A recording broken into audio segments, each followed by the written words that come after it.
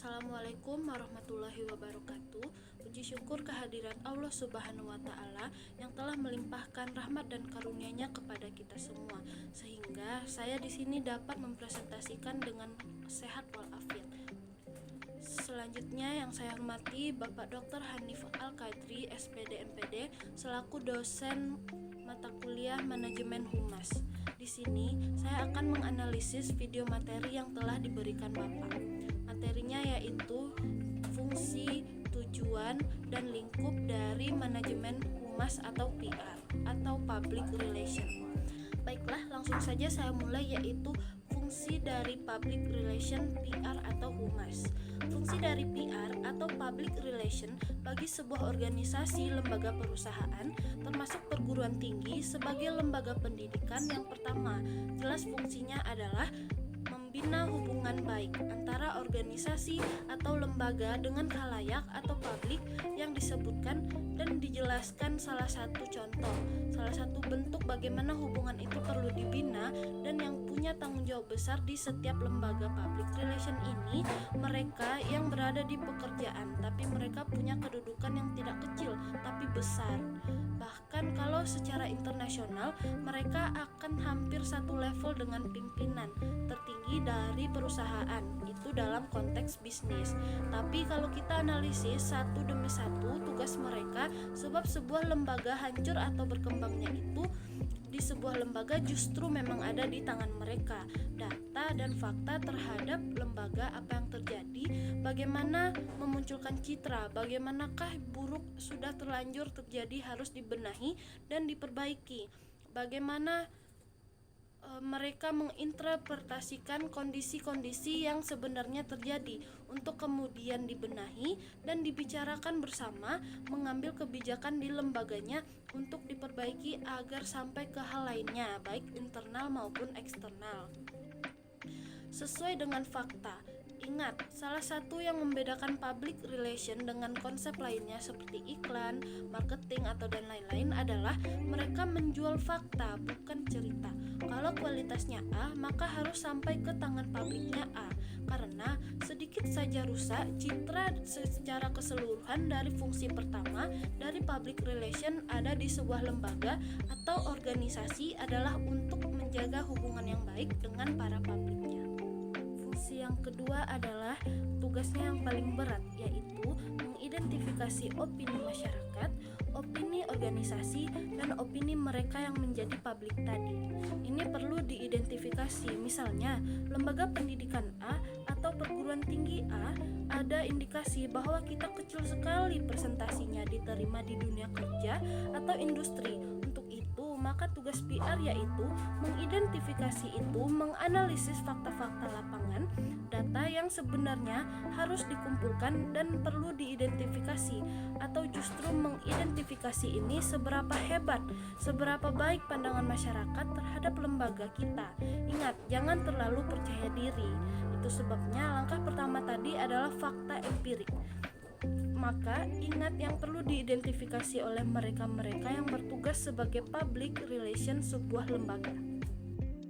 3. Fungsinya adalah memberikan layanan, memberikan sumbangan, dan tujuan kita manfaat bersama. Karena mereka yang tahu ada apa dengan kondisi yang sebenarnya, maka merekalah yang punya kewajiban memberikan layanan kepada publiknya.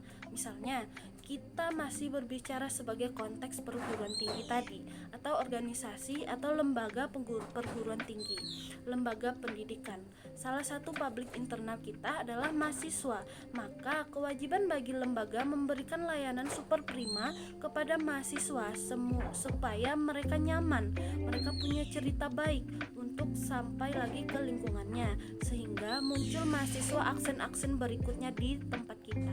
Yang keempat yaitu kemampuan komunikasi, menciptakan komunikasi yang efektif, komunikasi kepada internal, komunikasi kepada eksternal, dan komunikasi yang sangat efektif terhadap pengambilan kebijakan, sehingga melalui komunikasi ini akan punya satu misi dengan pandangan yang sama terhadap masalah yang dihadapi, sehingga ada solusi yang tepat, akan ada pemikiran yang sama untuk menyelesaikan masalah yang dihadapi. Jadi tidak akan ada terjadi miskomunikasi antara aspek yang ada. Terakhir, Fungsi dari public relation officer atau mereka yang bertugas di setiap sebuah lembaga adalah menunjang aktivitas lembaga untuk mencapai tujuan. Karena semua fakta dan data ada di tangan mereka, maka mereka akan andil untuk membantu pimpinan menyelesaikan setiap masalah dalam rangka mencapai tujuan dari lembaga atau organisasi. Artinya, kalau kita secara keseluruhan adalah PR, kalau saya adalah PR untuk diri sendiri, maka fungsi saya adalah yang pertama, saya mampu membina hubungan baik dengan semua publik saya kalau internal. Artinya, saya menjaga atau mampu menerima semua kelebihan dan kekurangan saya dengan rasa syukur, dengan tidak ada penolakan apapun. Kita hidup dengan segala sesuatu sebaiknya dilakukan sehingga publik siapapun dia, apakah teman-teman, apakah saya atau pimpinan, akan percaya kepada saya karena kualifikasi kalau semua tuntunan dan harapan ada seperti mereka. Kedua, sebagai PR untuk diri sendiri, maka saya perlu mengidentifikasi opini orang lain, sebagaimana pandangan mereka terhadap saya. Kalau buruk diterima sebagai kritikan, membangun sehingga kita bisa menjadi personal yang jauh lebih baik. Yang ketiga, saya yang harus memberikan layanan kepada orang lain, bukan saya yang menuntut apa yang diberikan, seperti halnya kewajiban dan hak. Ketika kewajiban diberikan, maka hak akan datang dengan sendirinya. Dan yang keempat adalah menciptakan komunikasi sebagaimana mungkinkah komunikasi tentang diri saya, kemampuan saya, keberadaan saya kepada siapapun. Ingat, komunikasi tidak hanya tentang verbal, tetapi juga non-verbal. Bukan berarti jaim, tapi menciptakan diri atau membuat diri menjadi lebih baik, sehingga lambat laun orang akan tahu siapa yang baik Anda harus diterima atau diperhatikan. Dan yang terakhir yaitu karena saya personal tadi, maka saya harus menunjang untuk mencapai tujuan. Karena saya adalah PR-nya, maka saya akan mengejar itu untuk mencapai tujuan diri. Itu akan gampang diwujudkan ketika itu dipenuhi dengan kondisi yang baik. Selanjutnya, tujuan dari PR atau humas. Menurut pendapat dari Assumpta mengemukakan bahwa tujuan dari public relation ada di setiap lembaga itu yang pertama, memperoleh kepercayaan dan citra. Jadi, keberadaan untuk mendapatkan citra dan kepercayaan dari publik dan masyarakat itu yang dimaksud citra baik. Maka, apa yang harus dilakukan supaya citra itu dapat, supaya kepercayaan itu dapat?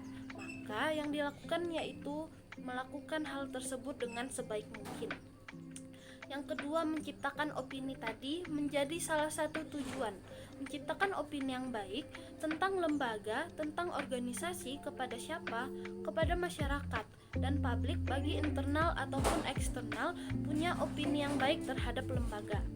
Yang terakhir, dan apa tujuan keberadaan PR dan humas di sebuah lembaga atau organisasi adalah untuk menciptakan hubungan yang harmonis, hubungan yang baik, misalnya di perguruan tinggi antara pimpinan dengan bawahan, rektor dengan wakil rektor, apalagi dosen dengan mahasiswa itu hubungannya harmonis.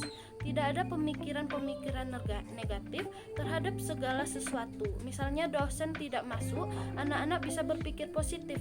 Ada sesuatu yang jauh lebih berat diperjuangkan oleh dosennya dan pembelajaran tetap bisa berjalan, apalagi kepada publik luar eksternal masyarakat, sehingga ketika lembaga punya program masyarakat itu mendukung, tidak ada penolakan. Ketika sebuah lembaga yang meluluskan lulusannya seperti perguruan tinggi atau universitas seperti kita meluluskan lulusannya, maka dunia kerja atau industri begitu terbuka terhadap semua lulusan kita karena mempunyai hubungan yang harmonis, karena kepercayaan yang sangat tinggi, dan mereka yakin lulusan kita adalah lulusan yang berkualitas. Terakhir pembahasan kita yaitu lingkup dari PR atau humas.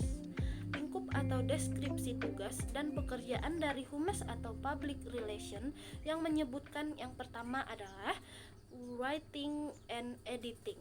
Artinya, memang pekerjaan public relation itu akan membuat berbagai macam program atau bentuk yang sifatnya untuk mempromosikan ke orang lain tentang keberadaan lembaga-lembaga. Misalnya, membuat rilis fitur atau berbagai hal lainnya. Maka salah satu pekerjaan yang bentuknya adalah writing and editing, kemampuannya adalah menulis, memproyeksikan, membuat segala sesuatu dengan bahan promosi.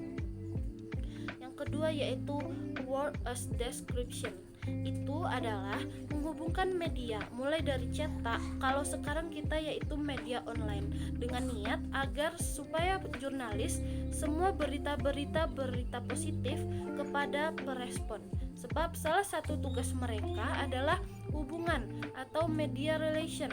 Sekarang yang paling besar itu sekali dimanfaatkan oleh semua orang. Maka salah satu strateginya adalah bagaimana menciptakan hubungan yang baik dengan pihak kalau di perguruan tinggi dengan mahasiswa.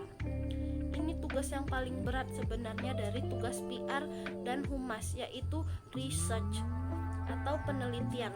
Mereka adalah peneliti, artinya setiap data dan fakta, setiap kondisi yang terjadi, mereka adalah pengumpul data dan fakta untuk mencari kebenaran. Contohnya kita yang dianggap sebagai lembaga yang di blacklist oleh industri. Yang dicari bukannya marah-marah, bukannya mencari hubungan yang buruk dengan industri yang dimaksud, tetapi mencari fakta dan data. Ada apa? Kenapa kok bisa di blacklist? Kumpulkan dari segala sisi. Nah, data dan fakta itu dikumpulkan dan dibawa ke lembaga untuk diperbincangkan. Dan dalam mereka mencari solusi-solusi untuk memperbaiki diri, sehingga kita punya senjata untuk dilemparkan kembali ke industri bahwa kita tidak seburuk yang difikirkan. Ini buktinya. Artinya, fakta-fakta yang kita peroleh itu bisa jadi senjata baik untuk proses perbaikan diri. Ketiga yaitu manajemen administration. Artinya kalau kita lihat dari fungsinya yaitu ada 4: planning, organizing, actuating, dan controlling. 4 tugas ini menjadi tugas dasar, tapi public relation atau PR atau humas lembaga lain, planner, mereka yang akan merencanakan sebuah lembaga akan dibawa seperti apa, mereka akan mengorganizing secara luar biasa, mereka yang action atau actuating, mereka yang melakukan kontrol, sehingga dari persoalan misalnya kita di blacklist, mereka merencanakan akan seperti apakah, dibagaimanakan untuk menjawab blacklist dari industri tadi. Mereka yang akan berorganize sedemikian rupa supaya pemikiran-pemikiran negatif dari industri tadi terhadap lulusan kita terjawab. Sejauh mana itu sudah menjadi peningkatan. Jadi jangan hanya diam, jangan hanya sibuk memikirkan kenapa orang buruh tanpa action, dan manajer dan administrator. Itu tugasnya planning, organizing, actuating, controlling. Dan yang terakhir dari work description PR atau humas yang kelima yaitu memberikan konsultasi pada manajemen puncak oleh isu-isu sosial politik, peraturan-peraturan baru, berbagai persoalan yang ada di lapangan terkait dengan lembaga yang kadang-kadang pimpinan puncak tidak sampai tahu apa data itu. Nah, kita yang PR ini punya kewajiban untuk memberikan konseling itu sehingga pimpinan juga tahu dan paham real keadaan yang sebenarnya. Inilah didiskusikan bersama oleh para pengambil kebijakan itu berdasarkan data-data, fakta-fakta yang didapatkan oleh PR dan humas ini. Betapa hebat keputusan yang diambil berdasarkan fakta dan data menjadi tugas PR dan humas itu di lapangan, mencari, menggali, dan mendapatkan. Dan yang terakhir yaitu special event. Special event juga menjadi tugas lingkup dari PR dan humas. Perlu event-event besar dan special event yang diberikan yang digelar oleh sebuah lembaga agar khalayak dan publik paham dan tahu. Misalnya, bagaimana membuat industri tahu kehebatan lulusan kita, yaitu dengan menggelar event-event besar tadi. Misalnya, mahasiswa teknik otomotif atau teknik elektro publish semua karya-karyanya melalui event-event tadi, sehingga diketahuilah ternyata lembaga ini atau perguruan tinggi ini punya skill-skill mahasiswa yang selama ini tidak terperhatikan oleh mereka. ini perlu dikelola apakah sifatnya tahunan atau semesteran. Jadi bukan hanya event-event mahasiswa saja yang terjadi, yang dibuat bukan hanya sekedar seminar, tapi event apa yang bisa menggelitik industri dan dunia kerja supaya mereka tahu seberapa hebatnya lembaga kita, seberapa hebatnya mahasiswa-mahasiswa yang ada di lembaga atau perguruan tinggi yang kita punya. Sekian yang dapat saya jelaskan. Mohon maaf apabila ada kesalahan kata-kata. Saya akhiri. Assalamualaikum warahmatullahi wabarakatuh.